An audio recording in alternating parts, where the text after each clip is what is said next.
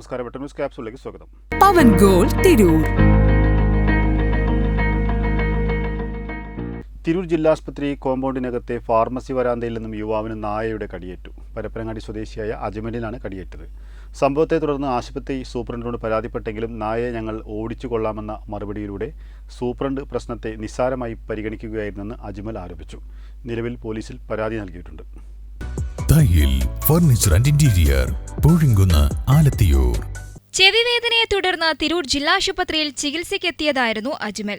ഡോക്ടറെ കണ്ട് മരുന്ന് വാങ്ങുന്നതിനായി ഫാർമസിയിലേക്ക് കയറിയപ്പോൾ ഫാർമസി വരാന്തയിൽ കിടക്കുകയായിരുന്ന നായ അജ്മലിനെ പിറകിൽ നിന്നും കടിക്കുകയായിരുന്നു.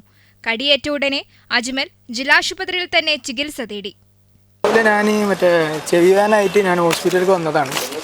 അപ്പോൾ ഡോക്ടറെ കാണിച്ച് ഞാൻ മരുന്ന് വാങ്ങാൻ വേണ്ടി മരുന്നിൻ്റെ കോമ്പൗണ്ട് കയറിയപ്പോഴാണ് എനിക്ക് അവിടുന്ന് നായൻ്റെ കടിയേറ്റ്. ഇവിടെയാണ് നായൻ്റെ കടിയേറ്റത്. അപ്പോൾ അതിനെതിരായി എനിക്ക് എന്തെങ്കിലും നടപടി എന്തായാലും കൊടുക്കണം. അപ്പോൾ അതിനുള്ള പരാതി ഞാൻ എന്തായാലും സൂപ്രണ്ടിന് കൊടുക്കാൻ പോവാണ്. എന്തായാലും റെഡിയാക്കിയിരുന്നു. അവർ പറഞ്ഞിട്ടില്ല. ഇപ്പോൾ ഇഞ്ചക്ഷനൊക്കെ അടിച്ച് ഞാനിപ്പോൾ ഇതിപ്പോൾ ഫ്രീ ആയിട്ടുള്ളൂ, ഫ്രീ ആയിട്ട് ഇറങ്ങുള്ളൂ. അപ്പോൾ അത് കൊടുത്ത് കഴിഞ്ഞതിന് ശേഷം ഞാൻ പരാതി കൊടുക്കാമെന്ന് വിചാരിച്ചു. ഇഞ്ചക്ഷൻ കാര്യങ്ങളൊക്കെ വെച്ച് കഴിഞ്ഞ് ഇനി പരാതി കൊടുക്കാൻ വേണ്ടിയിട്ട് പോകുന്നു. സൈക്കിള് ഒരെണ്ണുണ്ട്, ഞാൻ കണ്ടിട്ടില്ല. അപ്പോൾ ഞാൻ കടിച്ച പാടെ തന്നെ ഞാൻ വേഗം ബസ് സ്റ്റാൻഡ് ചികിത്സ നേടാന്നുള്ള ഇതിൽ ഞാൻ വേഗം കൊണ്ട് പോകുന്നു. അപ്പോൾ ഞാൻ ഒറ്റക്കുള്ളതിന് അപ്പോൾ പിന്നെ അവനെ കടയിൽ നിന്ന് വിളിച്ചു വരുത്തിയതാണ്.